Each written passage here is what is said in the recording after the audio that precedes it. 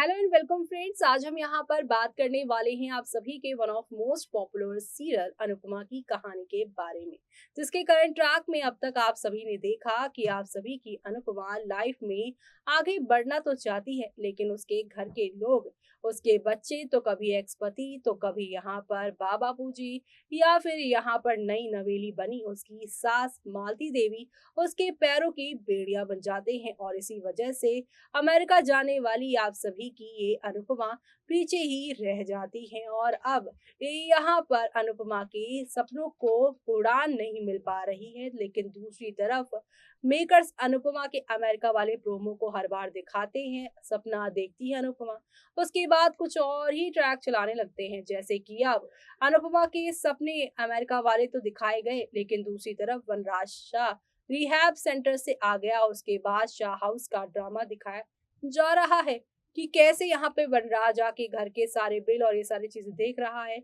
और डिम्पल को भी उसने तपिश से दूर रहने की हिदायत दे दी है। लेकिन अभी यहाँ पर आप सभी की वनराज को 440 का झटका लगना बाकी है,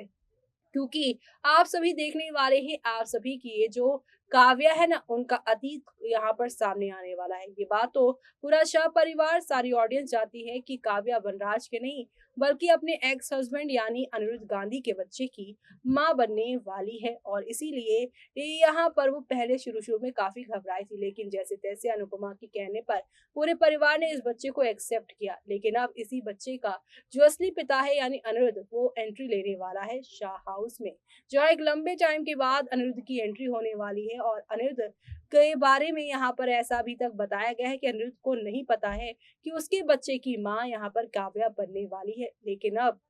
यहाँ पर ट्विस्ट तो ये आएगा कि अनिरुद्ध यहाँ पर कई सारे फाइल्स और काफी सारे यहाँ पर जो है डॉक्यूमेंट्स लेकर आएगा और वनराज को देगा, जहां वनराज काव्य के खिलाफ ये सारी रिपोर्ट्स, सारी चीजें देखकर शॉक्ड हो जाएगा। दरअसल यहाँ पर अनिरुद्ध को पहले से ही पता था कि काव्या उसके बच्चे की मां बनने वाली है, इसीलिए उसने काव्या से कुछ ऐसे पेपर साइन करवा लिए कि काव्या का ये बच्चा जब इस दुनिया में आएगा तो उसके सामने उसने दो ऑप्शंस रखे हैं, और ऐसे में वो बच्चा या तो यहाँ पर काव्या उसे दे देगी या तो फिर वो बच्चे के साथ उसके साथ फिर से अपनी वही पुरानी लाइफ शुरू कर सकती है। यानी वनराज का घर छोड़ना पड़ेगा काव्या को अपने बच्चे के लिए, या तो फिर अपना बच्चा खुद से दूर करना पड़ेगा। अब ये सच्चाई जानने के बाद आप सभी के वनराज को बहुत बड़ा झटका लगने वाला है कि काव्या ने एक तो उसे धोखा दिया प्यार में, शादी में, और अब यहाँ पर काव्या के ऊपर भी दुविधा है। जहां तक अभी तक काव्या के आने वाले बच्चे को लेकर पूरा परिवार काफी ज्यादा एक्साइटेड था, लेकिन अब